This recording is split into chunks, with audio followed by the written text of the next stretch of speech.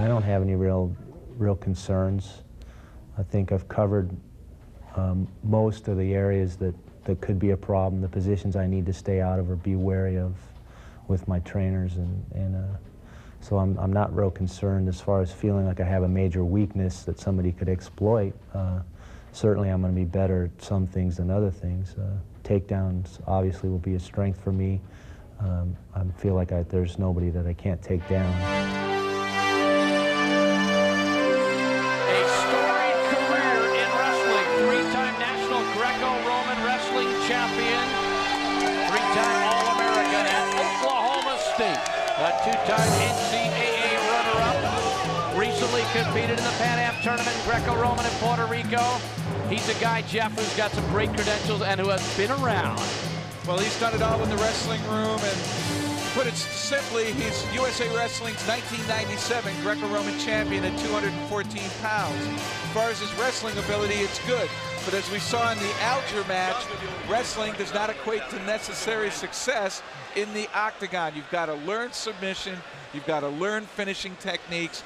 And Randy Couture, while he was in the Army, did some boxing, did some Sambo, so he has seen experience in these disciplines before. He boxed extensively in the Army from 1982 to 1988. He trained and sparred there, so couple that with his collegiate experience and international experience, and it is definitely plentiful.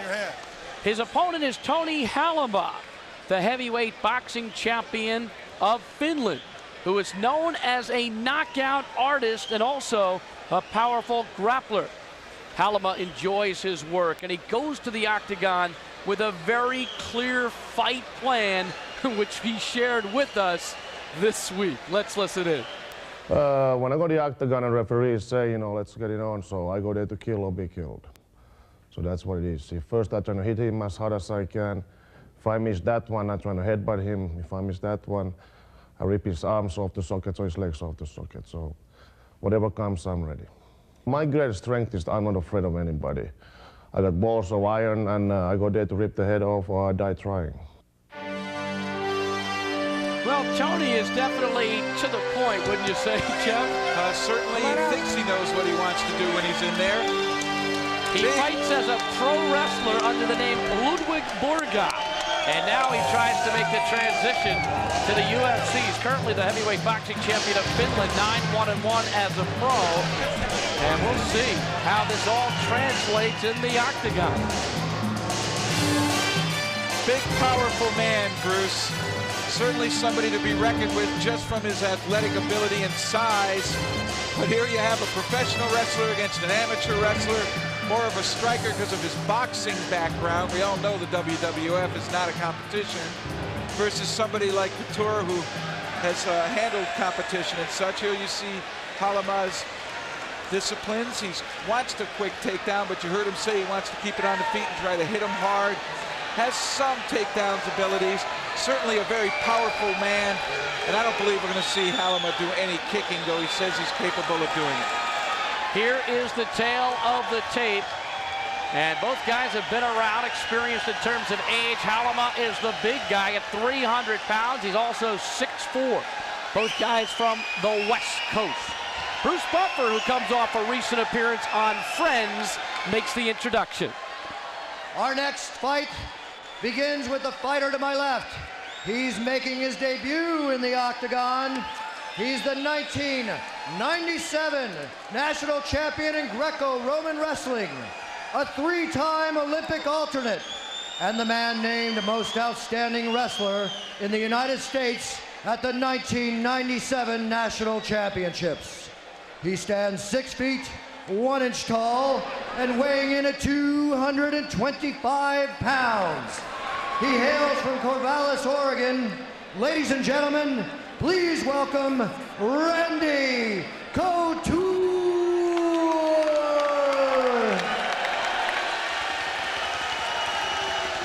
And the fighter standing to my right, he is the current heavyweight boxing champion of Finland.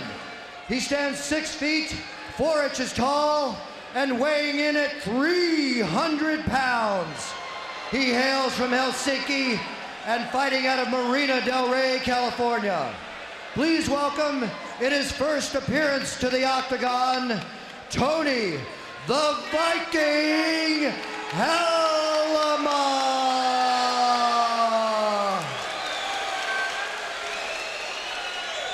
So it's Halme against Couture. The amateur against the pro. Here we go, here we go. Are you ready? Are you ready? Amateur. Let's get it on! And we're looking at a big size difference here. Oh, quick takedown by Couture. Smart man. Smart man. Why punch with somebody so much bigger? Went right under him, took him down. Watch him milk this position now. And Couture is known, Jeff, as a guy who has a lot of composure. I just wonder how long he can hang on there. It doesn't seem like he wants to go to the guard position at all. This is tough to hang on to there. He finally breaks his lock. See what Couture will do from here. I'm not sure he wants to straddle that body. He may want to pass it and stay to the side. It is a big body, 300 pounds. And there's a punch by Couture. Look at him move. Might want to choke here. Might look to choke here. Trying to sink it. Couture trying to sink the choke in that big neck. There's the count. And he's very quick. Good job, man. That's all right. You were right there. Couture used his smarts. Relax right there. Randy Couture with the quick takedown, the patience, the roll, and the choke. Come on over here. Turn A lot around. of composure for a first-timer. Submission. His name is Randy Couture. Ladies and gentlemen, let's have a round of applause for Tony Halme. It was quick and it was effective. A minute of work for Randy Couture, who advances to the final to take on Big Stephen Grant. And he'll be giving away 75 or 65 pounds in that final. But he was smart, he got it done quick. Oh, Halme turned his back to him. And as we saw with Tank Abbott and Don Fry, you cannot do that. If you give a person an opportunity to go around the neck, particularly somebody versed in some good submission skills, are going to get it. Halme came out and charged Couture. Couture ducked him, went right into a double leg takedown. And here Halme tried to hang on, but this is a very difficult position. It's hard to breathe, and once those hands broke the lock, Couture hit him a few times with some straight punches. Halme went to his belly, Couture threw the legs in, and immediately snaked the throat. And from here, you just milk it. You don't want to squeeze right away.